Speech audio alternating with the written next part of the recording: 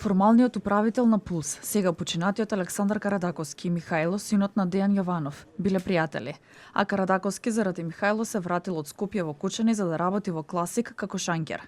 Ова е дел од сведочењето на таткото на Александар. Продолжи судењето за пожарот кој избувна минатата година во Пулс. Според таткото, Александар никогаш не работел во Пулс, туку само во Класик. Сведокот се изненадил кога дознал дека неговиот син се води како управител. Посочи дека Александар не вршел набавки и никогаш не бил сопственик. Го прашав, зошто си управител?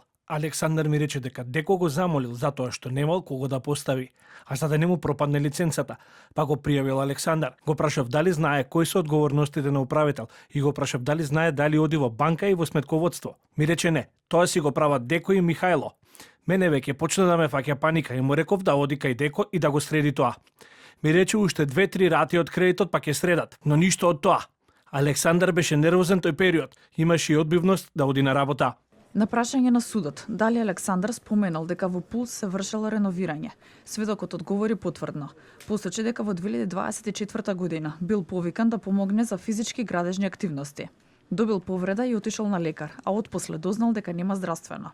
Во април минатата година, 29-годишниот Александар Карадаковски подлегна на повредите и почина во Литванија, каде всушност беше пренесен на лекување. Според здравствените власти, неколку часа по пожарот му се влошила состојбата. Бил поставен на апарати за вештачко дишење, а потоа бил транспортиран на лекување во Литванија.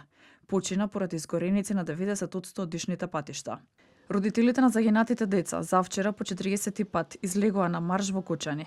Бараат одговорност и запрашаа дали биле земени биолошки примероци и која е вистинската причина за смртта на нивните деца. За денеска беше најавен уште еден сведок, но обвинителството не добило известување дали отсуството е оправдано или не, а судот реагираше дека доколку сведокот не се појави на следното рочиште, ќе мора да издаде налог за спровод. Судскиот процес го води судиката Дијана Груевски-Илиевска и продолжува во четврток.